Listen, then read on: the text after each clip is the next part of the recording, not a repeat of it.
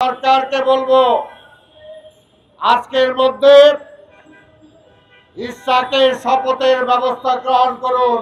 বিএনপির বিরুদ্ধে সমালোচনা করেন অনেকে চেয়ারে বসে থেকে, ক্ষমতায় থাকার অবস্থায় সমালোচনা করেন, আমরা তাতেও কিছু মনে করি না।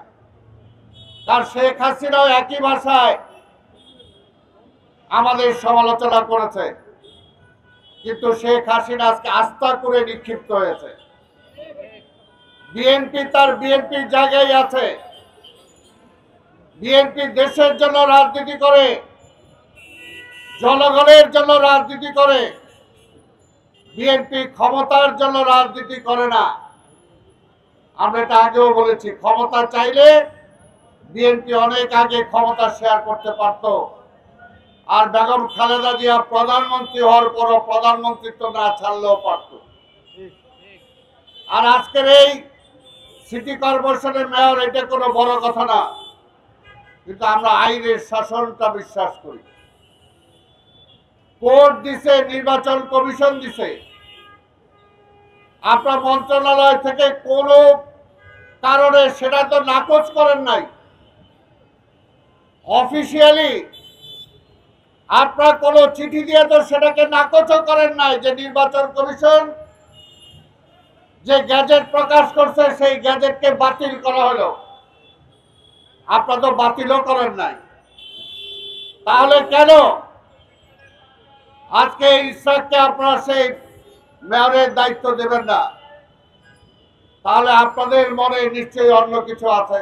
সব মশার বিরুদ্ধে সুরক্ষা দিতে এলো বসুন্ধরা এক্সট্রিম অ্যারোসল, মশার বিরুদ্ধে এক্সট্রিম সুরক্ষা। কিন্তু এত কিছুর পরে বলবো আমরা বিভেদ চাই না।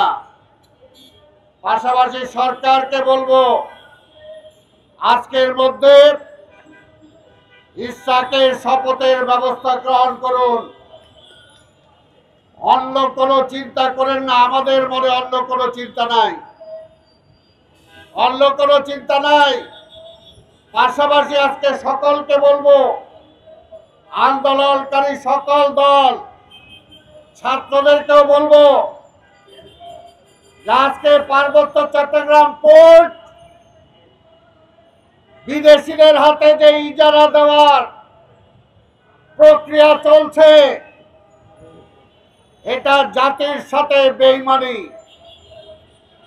আজকে যে রোহিঙ্গাদের নামে সেখানে করিডোর দেওয়ার চিন্তা করছে, সেটা আমাদের স্বাধীনতার সার্বভৌমত্বের সাথে বেইমানি এবং হুমকি শুরু। আমরা বলছি এই রকম কোন পদক্ষেপ নিয়েন না। তাহলে অবশ্যই বিএনপি সকল রাজনৈতিক দলকে নিয়ে মাঠে নেমে এসে এই স্বাধীনতা বিরোধী পদক্ষেপকে আপনার প্রতিহত করবই করব ইনশাআল্লাহ। আপনাকে কে অধিকার দিছে? কে অধিকার দিছে? আপনিও শেখ হাসিনার ভাষায় কথা বলেন, শেখ হাসিনার ভাষায় কথা বলেন।